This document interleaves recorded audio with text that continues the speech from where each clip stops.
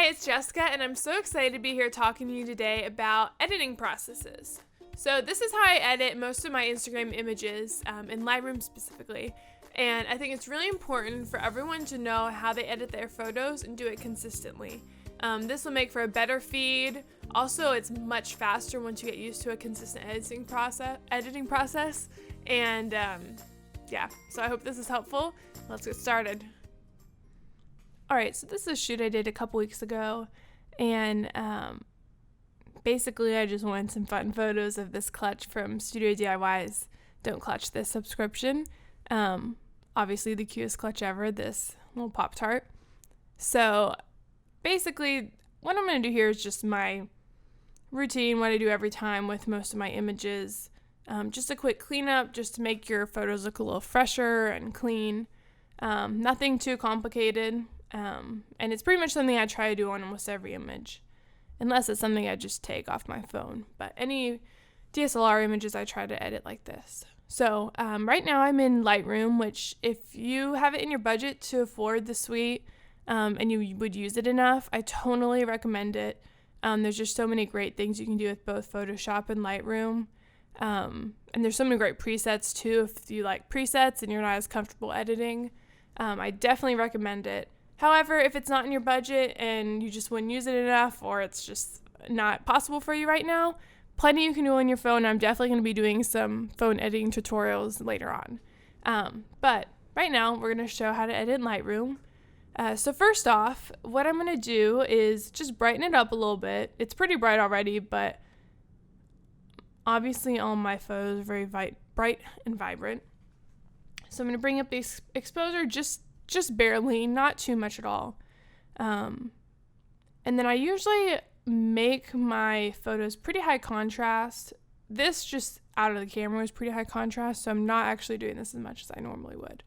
But when you post on Instagram, you do lose quite a bit of contrast that you had in the original image. So sometimes I'll edit a little bit overly dramatic than I would if it was just a photo I was going to print or something along those lines. So definitely keep in mind what the purpose is of the photo that you're editing. Obviously, right now I'm specifically talking about photos for Instagram. So after I bump up the exposure and contrast, I crank up the shadows. A lot of times I'll crank it all the way up to 100, which I don't think I'm going to do quite that far, but it's not surprising for me. I just really like the brightness of it. Takes away a lot of the shadows. I just love that look. And then as you can see here, since it's so bright, and this was taken in the middle of the afternoon, so it's really harsh lighting. It's kind of hard to work with. You can see that this part of my skirt is pretty blown out. So I'm just going to bring the highlights down just to even that out a little bit. So here you can see just a little bit of the skirt's texture. It's not just completely washed out and overexposed. So, as you can see, very dramatic highlights and shadows, but that's kind of how I get the look that I am going for. I'll always kind of bump up the whites a little bit and then bring the blacks down just barely. Just helps a little bit with contrast as well. And then I'll bring up the clarity a little bit too. It kind of goes hand in hand with how I do pretty high contrast in my images for when I import them in Instagram. And then, of course, I'm going to bump up the vibrance just slightly. This is pretty bright already, so I'm not going to go crazy with that. But just enough to give the color a little pop. So those are the basic things. Nothing too crazy at this point. I'll show you. So yeah, basically it just makes it a little brighter, vibrant, a little sharper, but nothing major. So next I'm going to go in, and there's just these little spots around here that are a little distracting, make it a little bit messy. So I'm just going to go in here, take this tool, and heal it. So I'll select that right there. And it's going to choose automatically where you're selecting from. Usually it's pretty good, but sometimes I'll make a little adjustment or just move it around, make sure it's where I want it to be pulling from. This is also great for blemishes on your skin or anything along those lines, just to do small touch-ups. So I'm going to get this little grass. Super easy.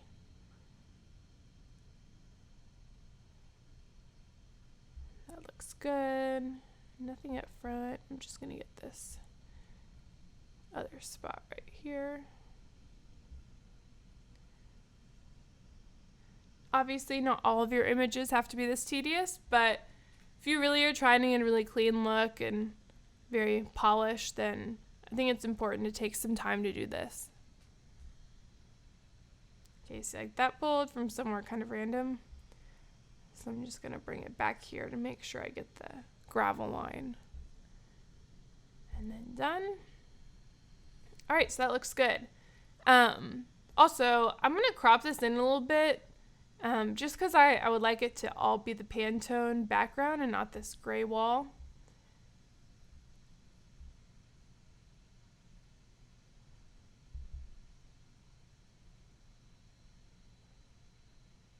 Oops.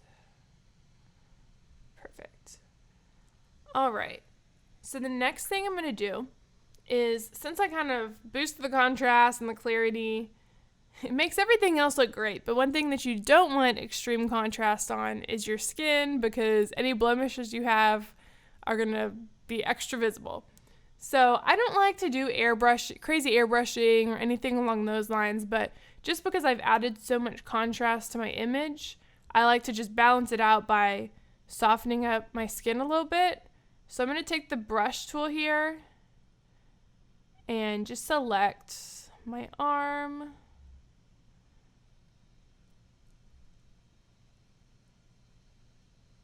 The warmness was automatically up, so I'm going to turn that back to 0.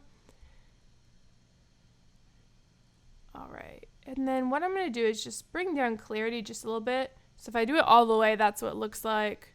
This is if it's up.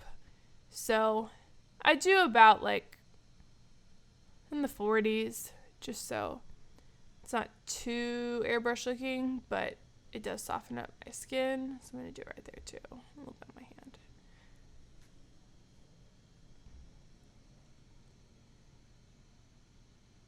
And this, I'm going to touch up. Just because that's not a freckle. All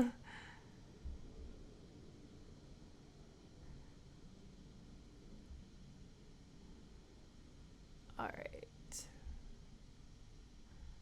Then I'm going to do the same thing on my legs. Again, nothing crazy, but just enough to balance it out a little bit and make it not quite so harsh.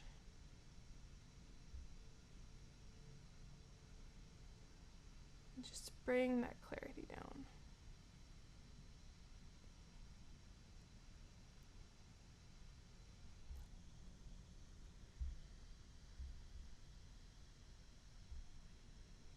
Cool. Much better.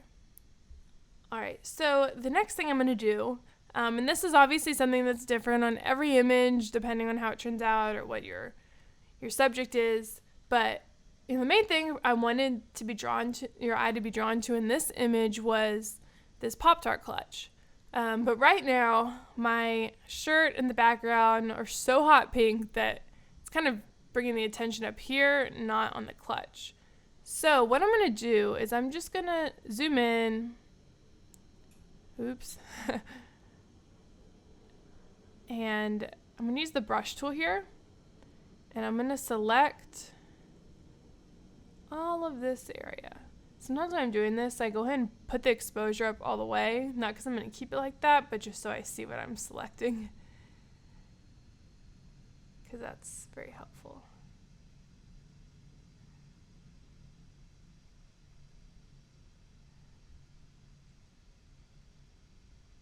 And this doesn't have to be perfect.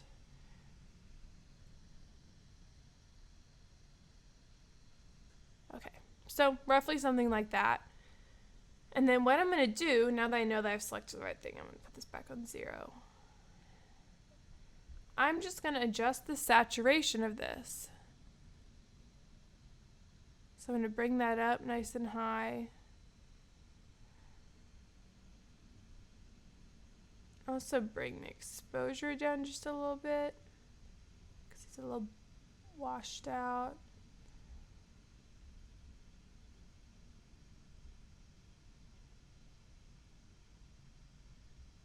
Okay.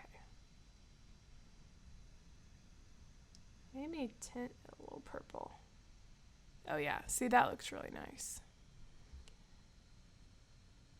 And it didn't really affect the blue or yellow too much. Okay, so now see how this is much brighter? I think it takes a little more tension off of this area and back on the clutch. Yeah. So that's pretty much what I do for all my images.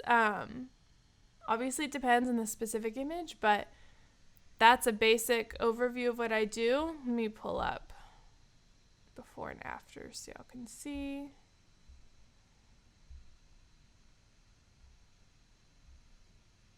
Yeah. There we go.